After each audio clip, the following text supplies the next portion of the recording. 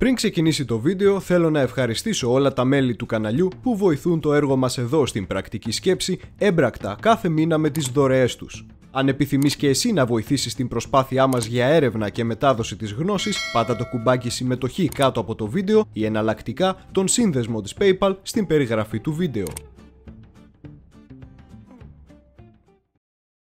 Στην σημερινή μας ανάλυση θα γυρίσουμε τον χρόνο πίσω, στα έτη της κατοχής της Ελλάδος από τις δυνάμεις του άξονα κατά τον Δεύτερο Παγκόσμιο Πόλεμο. Παρόλο που η Ελλάδα ήταν χώρα σύμμαχος κατά του άξονα, δεν ήταν λίγες οι περιπτώσεις Ελλήνων που συνεργάστηκαν με τους Γερμανούς κατά την κατοχή. Ποιοι ήταν αυτοί οι άνθρωποι, γιατί έγιναν δοσύλλογοι όπως τους κατηγόρησαν και ποιος ήταν ο σκοπός τους? Για να καταλάβουμε τα παραπάνω, θα εξετάσουμε όλες τις μορφές συνεργασίας με τους κατακτητές. Ας ξεκινήσουμε!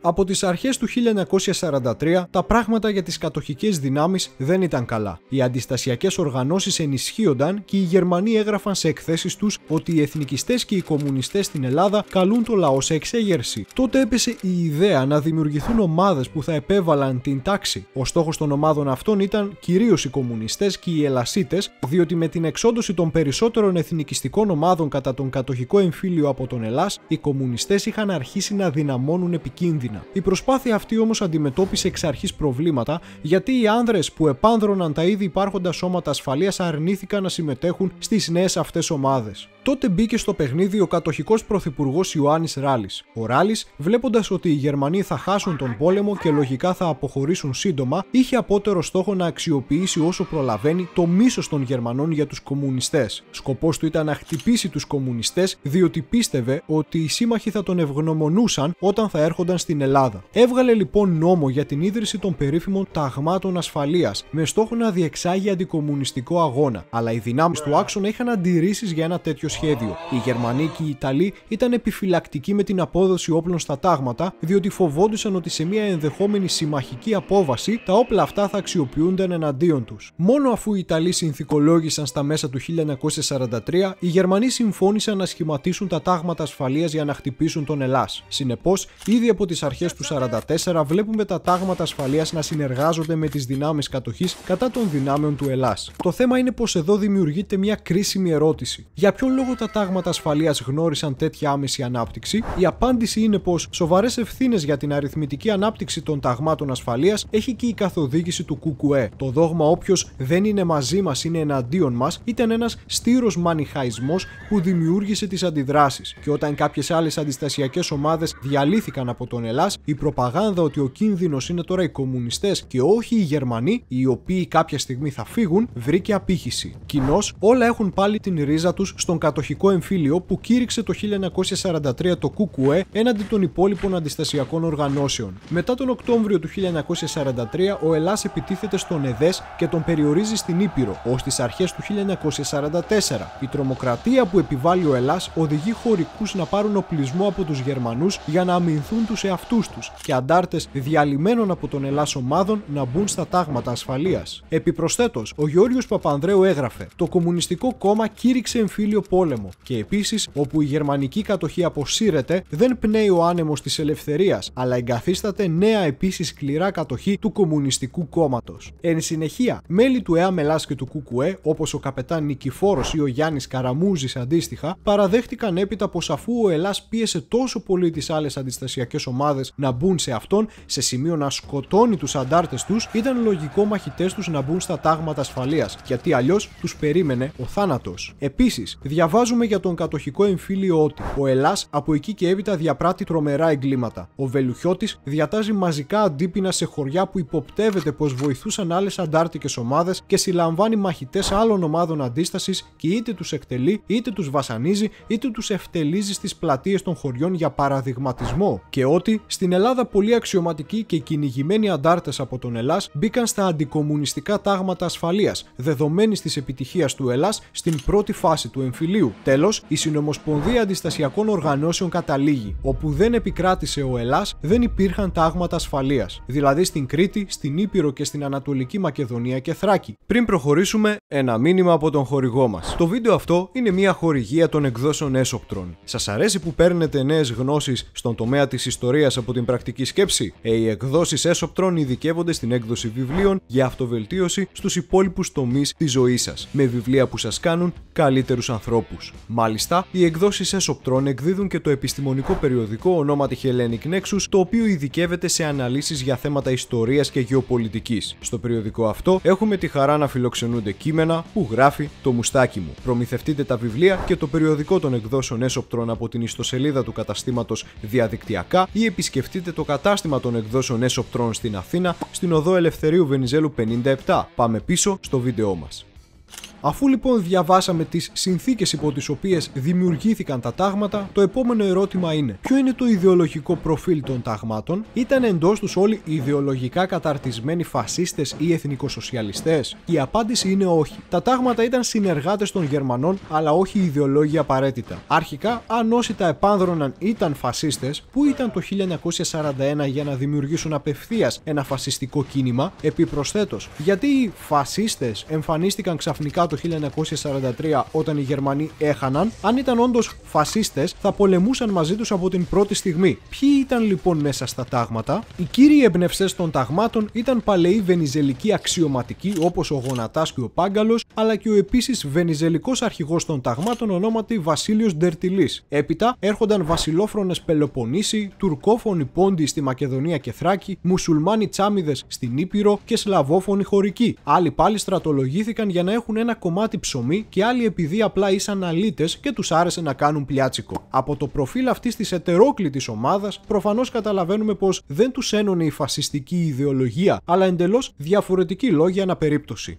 Αν εστιάσουμε ακόμα περισσότερο, παρατηρούμε πως η ποικιλομορφία στο σκεπτικό όλων των παραπάνω να μπουν στα τάγματα διαφέρει ακόμα πιο πολύ. Υπήρχαν φυσικά οι φιλογερμανοί, οι μαχητές που πίστηκαν πως η συμμετοχή τους στα τάγματα ήταν εθνικό καθήκον κατά του κομμουνισμού, οι αξιωματικοί που μπήκαν στα τάγματα είτε από φόβο είτε από εξαναγκασμό για να μην χάσουν τον μισθό και το φαγητό τους από την κυβέρνηση, ή επίσης οι αντάρτες άλλων οργανώσεων που ήθελαν να εκδικηθούν τους κομμουνιστές για όσα τους έκαναν. Τα τάγματα έφτασαν να έχουν ένα σύνολο 22.000 περίπου ανδρών και έδρασαν στην Πελοπόννησο, στην Αθήνα, στην Εύβοια και στη στερεά Ελλάδα με σκοπό τους να συγκρουστούν με τους Ελασίτες. Με τη σειρά τους, οι Γερμανοί ήταν ευχαριστημένοι με την κατάσταση και κατέγραφαν ότι οι συμμορίτες, έτσι αποκαλούσαν τους Ελασίτες, δεν τους πολεμάνε, αλλά πολεμάνε με τις νέες αυτές ένοπλες ελληνικές ομάδες. Αρχικά οι αντιστασιακές οργανώσεις όπως η ΕΚΑ, ο ΕΔΕΣ και ο ΕΛΑΣ είχαν βγάλει κοινές διακηρύξεις που καλούσαν τα μέλη των ομάδων που ανήκαν στην κατοχική κυβέρνηση να φύγουν από τα πόστα τους γιατί εξυπηρετούσαν το συμφέρον του εχθρού. Ακόμα και η τέρμα αντικομμουνιστική οργάνωση Χ του Γρίβα απαγόρευσε στα μέλη της να πάνε στα τάγματα ασφαλείας. Αντίστοιχα, η εξόριστη ελληνική κυβέρνηση στο Κάιρο και οι σύμμαχοι αποκήρυξαν τα τάγματα ασφαλείας. Ο Ράλης όμως τόνιζε στους αξιωματικούς του πως η αποκήρυξη είναι απλά αστάχτη στα μάτια των κομμουνιστών και στην πραγματικότητα η δράση των ταγμάτων έχει την έγκριση της ελληνικής κυβέρνησης και των συμμάχων. Παρόλα αυτά, η κατάσταση όσο προχωράμε προς την απελευθέρωση όλο και σοβαρεύει και το συγκρουσιακό θερμόμετρο ανεβαίνει συνεχώς. Διαβάζουμε: οι κομμουνιστές κάνουν αντίπεινα στα χωριά όσων πάνε με τα τάγματα ασφαλείας. Οι πολίτες, κουρασμένοι από τα αντίπεινα των Γερμανών εναντίον τους λόγω των ενεργειών του ΕΑΜ, πήγαιναν στα τάγματα ασφαλείας, αλλά μετά δέχονταν τις σφαγές από το ΕΑΜ που τους κατηγορούσε για δοσυλλογισμό. Και επίσης η κατάσταση έφτασε σε σημείο που οι τρομοκρατημένοι χωρικοί καλούσαν σε βοήθεια τους Γερμανούς και τα τάγματα ασφαλείας για να τους προστατέψουν από τους κομμουνιστές. Εντός των ταγμάτων όμως υπήρχαν κινήσεις που δυσαρεστούσαν τους κατακτητές. Στην Αθήνα, για παράδειγμα, είχε δημιουργηθεί δίκτυο πληροφοριών που ταγματασφαλίτες έδιναν πληροφορίες στην Μέση Ανατολή για το πώς κινούνται οι Γερμανοί. Αυτό το κλίμα συνεργασίας έδινε την εντύπωση ότι οι Βρετανοί υποστηρίζουν τα τάγματα ασφαλείας. Αυτά τουλάχιστον ανακοίνωνε ο αρχηγός των ταγμάτων, Βασίλειος Ντερτιλής, προς τους αξιωματικούς για να εμπιστευτούν τον σκοπό των ταγμάτων. Στους Γερμανούς όμως δεν άρεσε που άτομα από τα τάγματα ήταν φιλοάγγλοι. Μπορεί ο Ράλης να τους διαβεβαίωνε ότι τα τάγματα δεν θα στραφούν εναντίον τους, αλλά πολλοί δεν είχαν την ίδια γνώμη. Έτσι, δόθηκε διαταγή για εκαθαρίσεις των Αγγλόφιλων από τα τάγματα και ο Ντερτιλής συνελήφθη πρώτος το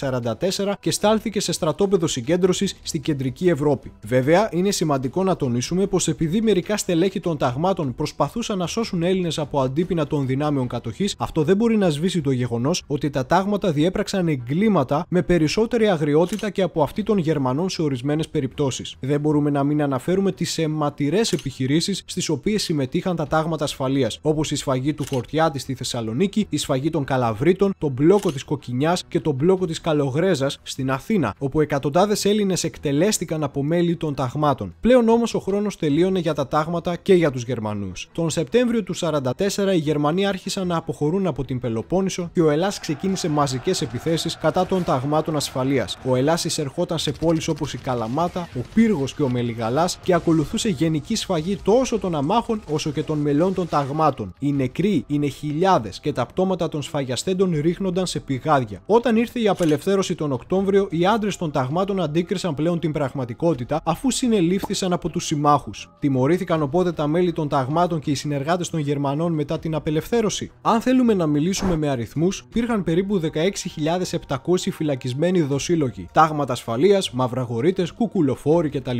Και από αυτούς περίπου οι 2.900 καταδικάστηκαν για δοσυλλογισμό και φυλακίστηκαν. Όλοι όμως οι υπόλοιποι πήραν άφεση αμαρτιών επειδή αξιοποιήθηκαν έπειτα στα Δεκεμβριανά και στον εμφύλιο πόλεμο από την κυβέρνηση και τους Εγγλέζους. Έχει σημασία να σημειώσουμε όμως πως το ποσοστό των καταδίκων των δοσυλλόγων στην Ελλάδα δεν είναι μικρότερο από το αντίστοιχο σε άλλες ευρωπαϊκές χώρες. Τα στελέχη των κυβερνήσεων, οι πράκτορες της Γκεστάπο και οι Έλληνες συνεργάτες κυνηγήθηκαν και καταδικάστηκαν, κυρίως σε φυλάκιση και λιγότεροι σε θάνατο. Συγχωροχάρτη πήραν οι μαυραγορείτες, όσους δεν καθάρισε ο λαός μπαμπαμ, και σε μεγαλύτερο βαθμό τα τάγματα ασφαλείας και οι οπλισμένοι από τους Γερμανούς που πολέμησαν τους κομμουνιστές πριν την απελευθέρωση και βοήθησαν να φύγουν οι κομμουνιστές ως το 1949. Με αυτόν τον τρόπο λοιπόν, οι ίδιοι οι κομμουνιστές με τις ενέργειές τους έδωσαν την ευκαιρία στα μέλη των ταγμάτων να πάρουν άφεση αμαρτιών και έτσι να τιμωρηθούν λιγότεροι από ό,τι έπρεπε. Ένα άλλο είδος συνεργασίας με τους κατακτητές ήταν αυτό του σχηματισμού οργανώσεων υπέρ αυτών. Μια τέτοια οργάνωση ήταν και η ΕΣΠΟ, η οποία ετοιμαζόταν να οργανώσει ομάδες Ελλήνων για να σταλούν στο ανατολικό μέτωπο κατά των Σοβιετικών. Η οργάνωση ΠΕΑΝ όμως ήθελε να διαλύσει αυτά τα σχέδια. Η ΠΕΑΝ δημιουργήθηκε από τον βενιζελικό αξιωματικό της αεροπορίας Κώστα Περίκο το 1941. Η οργάνωση ήταν ολιγάριθμη αλλά πολύ αποτελεσματική στις επιχειρήσεις ανατείναξης εχθρικών στόχων. Έτσι, το φθινόπωρο του 1942 οι δολιοφθορείς του Περίκου άρχισαν μπαράζ βομβιστικών επιθέσεων. Η πρώτη έγινε στο γερμανικό αναμορφωτήριο και η δεύτερη στα γραφεία της οργάνωσης ΟΕΔ. Η τρίτη στη σειρά επίθεση θα ήταν στα γραφεία της ΕΣΠΟ. Η επιχείρηση αποφασίστηκε να λάβει χώρα το πρωί της 20 Σεπτεμβρίου του 1942, ημέρα Κυριακή, όταν το κτίριο της ΕΣΠΟ θα ήταν άδειο από αθώους πολίτες, αλλά τα μέλη της οργάνωσης είχαν συγκέντρωση. Το σχέδιο ξεκίνησε να εξελίσσεται όταν η δασκάλα κατηχητικού Ιουλία Μπίμπα ξεκίνησε από το σπίτι της εκείνο το πρωί, κρατώντας μια σακούλα με χόρτα που από κάτω όμως είχε 10 κιλά δυναμίτη. Η σακούλα παραδόθηκε σε δύο άλλα μέλη της οργάνωσης, τον Αντώνη Μητυλινέο και τον Σπύρο Γαλάτη, οι οποίοι θα εισέρχονταν στο κτίριο της ΕΣΠΟ για να τοποθετήσουν τα εκρηκτικά. Ώρα 9:30. Ο αρχηγός της οργάνωσης Περίκος μαζί με άλλα μέλη έλαβαν θέση απέναντι από το κτίριο μέσα σε ένα μαγαζί για να παρακολουθήσουν την επιχείρηση. Τα μέλη της ΕΣΠΟ άρχισαν να καταφθάνουν στο σημείο και η συνάντησή τους ξεκινούσε. Ο Περίκος διέταξε αναμονή μέχρι να τελειώσουν τις διεργασίες τους. Ώρα 11:30. Η συνάντηση της ΕΣΠΟ έφτασε στο τέλος της και ο Περίκος έδωσε εντολή να ξεκινήσει η επιχείρηση τοποθέτησης των εκρηκτικών. Οι δύο σαμποτέρ τοποθέτησαν τα εκρηκτικά στον ημιόροφο του κτηρίου, ενώ στους πάνω ορόφους ήταν τα γραφεία της ΕΣΠΟ και γερμανικές κατοχικές υπηρεσίες. Η πυροδότηση ξεκίνησε και τα δευτερόλεπτα μετρούσαν ανάποδα για την μεγάλη έκρηξη. Το ρολόι έγραψε 12 το μεσημέρι. Ένα τρομερό σκηνικό εξελίχθηκε στο σημείο όταν έσκασε η βόμβα. Το εσωτερικό του κτηρίου κατέρευσε ολόκληρο και οι Γερμανοί σήμαναν συναγερμό καθότι νόμιζαν πως ξεκίνησε αεροπορικός βομβαρδισμός. Οι αντιστασιακοί έφυγαν αμέσως από το σημείο, ενώ η πυροσβεστική κατέφθασε για να σβήσει την φωτιά. Από τα συντρίμμια του κτηρίου ανασύρθηκαν δεκάδες πτώματα Ελλήνων εθνικοσοσιαλιστών και Γερμανών αξιωματικών, μεταξύ αυτών και του αρχηγού της ΕΣΠΟ, που όντας βαριά τραυματισμένος εξέπνευσε αργότερα από τα τραύματά του. Η είδηση του πλήγματος αυτού κινήθηκε σαν αστραπή και η ΠΕΑΝ έλαβε ευχαριστήρια μηνύματα από τους Βρετανούς και τους Σοβιετικούς, ενώ η ΕΣΠΟ διαλύθηκε. Από την άλλη, το ΚΚΕ μέσω του ΕΑΜ καταδίκασε την ενέργεια, ονομάζοντάς την ατομική ατομική τρομοκρατία και έριξε την κατηγορία πως πίσω από την επίθεση κρυβόταν η Γκεστάπο που έκανε προβοκάτσια. Το σίγουρο είναι πως η Γκεστάπο ήταν στα χνάρια των αγωνιστών της ΠΕΑΝ. Δυστυχώς για τα μέλη της ΠΕΑΝ, οι Γερμανοί μέσω ενός πληροφοριοδότη κατάφεραν να βρουν ποιοι ήταν πίσω από την επίθεση. Τις επόμενες μέρες συνέλαβαν τον Περίκο, την Μπίμπα, τον Μυτιληναίο και τον Γαλάτη. Ο Περίκος οδηγήθηκε στο εκτελεστικό απόσπασμα το 1943 φωνάζοντας πριν εκτελεστεί από τους κατακτητές «Ζήτω η Ελλάς». Η Μπίμπα εκτελέστηκε με τσεκούρι σε στρατόπεδο συγκέντρωσης στη Γερμανία. Ο Μυτιληναίος κατάφερε να αποδράσει και έφτασε στη Μέση Ανατολή, ενώ ο Γαλάτης ήταν τυχερός που η οικογένειά του κατάφερε να πληρώσει για να μην εκτελεστεί. Μεταφέρθηκε σε στρατόπεδο συγκέντρωσης στην Ευρώπη, επέζησε, αλλά ήταν σχεδόν έτοιμο θάνατος. Ο προδότης όμως, ονόματι Νταλιάνης, δεν είχε καλό τέλος. Μέλη της αντιστασιακής οργάνωσης Όμηρος τον συνέλαβαν κατά την κατοχή, τον πέρασαν από δίκη και του έσπασαν το κεφάλι με ένα σφυρί. Τα μέλη της ΠΕΑΝ, μετά την εκτέλεση του αρχηγού τους, συνέχισαν τη δράση τους εντασσόμενα στις τάξεις του ΕΔΕΣ και ύστερα το 1944 στα Δεκεμβριανά, οι μαχητές της ΠΕΑΝ συντάχθηκαν με τις κυβερνητικές δυνάμεις εναντίον των δυνάμεων του Ελλάς. Η τελευταία αλλά και πιο φανατική συνεργασία με τις δυνάμεις του άξονα ήταν αυτή του μικρού στρατού του Έλληνα αξιωματικού Γεώργιου Πούλου. Ο Γεώργιος Πούλος γεννήθηκε στη Ρουμανία το 1889 από Έλληνες γονείς και η οικογένειά του τα επόμενα χρόνια ήρθε στην Ελλάδα. Ο Πούλος έλαβε μέρος στην Μικρασιατική Εκστρατεία το 1919 με 22, ενώ μία δεκαετία περίπου μετά έλαβε μέρος στο Βενιζελικό κίνημα του 1935 με το βαθμό του αντισυνταγματάρχη. Το κίνημα όμως απέτυχε. Ο Πούλος αποστρατεύτηκε και ως εκ τούτου δεν πολέμησε στην Πίνδο το 1940. Με την είσοδο των Γερμανών στην Ελλάδα το 1941, ο Πούλος ήρθε σε επαφή με τις τοπικές γερμανικές αρχές και ανέλαβε την αρχηγία του φασιστικού κόμματος Παύλα Οργάνωσης Εθνική Ένωση Ελλάδος, το οποίο ξαναδημιουργήθηκε στην κατοχή με φιλογερμανική στάση. Ο ίδιος ο Πούλος ήταν από τους Έλληνες που έτρεφαν θετικά αισθήματα για τις ιδέες και τους σκοπούς της Γερμανίας και ως βαθιά αντικομμουνιστής και αντισημίτης δεν άργησε να αναλάβει δράση δίπλα-δίπλα με τις γερμανικές αρχές. Έτσι, του δόθηκε η άδεια να σχηματίσει τη δική του ελληνική παραστρατιωτική ομάδα με γερμανικά όπλα και στολές, οι οποίοι αποτελούνταν από 300 άντρες. Οι αρχικοί αυτοί άντρες του ήταν κυρίως πρώην φυλακισμένοι, ναρκωμανείς και εγκληματίες που θα τους δινόταν συγχωροχάρτη αν συνεργάζονταν με τον Πούλο. Όμως πολύ γρήγορα η ομάδα του Πούλου μεγάλωσε. Ο Πούλος έστησε το αρχηγείο του στην Κρύα Βρύση Πέλας και με αντάλλαγμα τροφή και φάρμακα κατάφερε να στρατολογήσει δεκάδες ανέργους και πεινασμένους Έλληνες. Οι άντρες και η νεολαία της Κρύας Βρύσης ήταν αναγκασμένοι να στρατολογηθούν στο τάγμα του. Ο Πούλος ενέταξε το τάγμα του στις τάξεις της Wehrmacht και η ομάδα του έγινε μέλος των γερμανικών ενόπλων δυνάμεων με το όνομα Πούλος Φέαμπαντ. Ο ίδιος ο Πούλος φορούσε γερμανική στρατιωτική στολή και είχε ως σήμα τον βυζαντινό δικέφαλο αετό της 3Ε με τη σβάστικα, αντί για τον αετό του Ράιχ που είχαν οι Γερμανοί. Όταν άρχισαν οι δράσεις της ομάδας του στην περιοχή της Μακεδονίας, στόχος του ήταν η καταπολέμηση του ΕΑΜ Ελλάς. Οι άντρες του Πούλου έκαναν πολλές εκτελέσεις αμάχων ως αντίπεινα για τον θάνατο Γερμανών στρατιωτών από αντάρτες και δεν δίσταζαν να προχωρούν σε πυρπολίσεις χωριών. Αποκορύφωμα των επιχειρήσεων του Πούλου ήταν η σφαγή των Γιαννιτσών το Σεπτέμβριο του 1944.